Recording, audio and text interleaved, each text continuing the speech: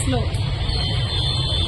ఒక కార్యక్రమంలో నవ్వడమే తప్పైపోయింది. అందువల్ల ఈ కేసులో పేరు పెట్టడం జరిగింది.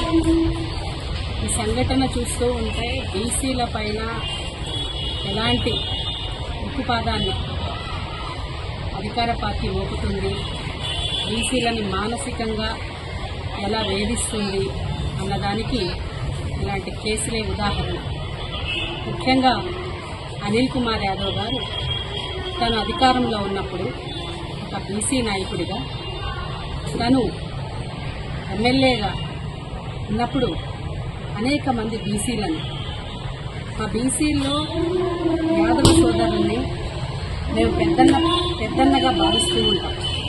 అలాంటి పెద్దన్న పాత్ర పోషించినటువంటి అనిల్ కుమార్ యాదవ్ గారు అనేక మందికి స్టేట్ కార్పొరేషన్ చైర్మన్ పదవిని ఇప్పించి రాజ్యాధికార దిశగా బీసీ నాయకుల్ని నడిపించినటువంటి ఘనత మా అనిల్ కుమార్ యాదవ్ గారికి దక్కుతుంది. ఒక జనరల్ కార్పొరేషన్ చైర్మన్ కావచ్చు, ఒక ముదిరాజ్ కార్పొరేషన్ చైర్మన్ కావచ్చు, ఒక మైనారిటీ సంచార కార్పొరేషన్ కావచ్చు, ఈ నెల్లూరు నగరంలో 2 డిప్యూటీ మేయర్ పదవులు కావచ్చు, అన్ని పదవుల్ని, అనేక పదవుల్ని తను అధికారంలో ఉన్న 5 ఏళ్లలో రాష్ట్ర రాజ్యాధికార దిశగా బలహీన వర్గాల్ని నడిపించినటువంటి నాయకుడు మా అనిల్ కుమార్ యాదవ్ గారు.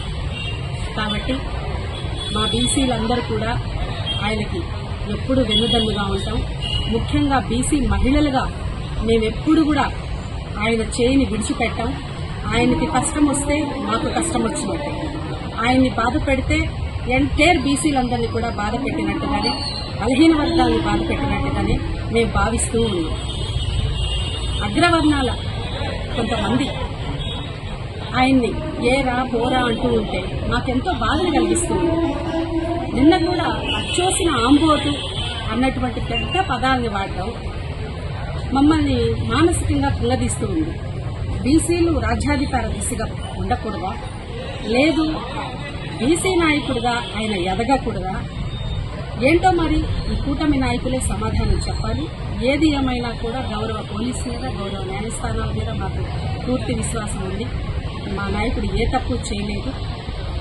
మళ్లీ కూడా రాజకీయంగా ఆయన ఎంతో ఉన్నత పదవులు నిర్వహిస్తారని, ఆయన వెంట ఆయన చిటికిన వేలు పట్టుకొని మమ్మల్ని అందరినీ కూడా నడిపిస్తారని పూర్తి విశ్వాసం మాకుంది. ఆయన వెంట మేము నడుస్తాం.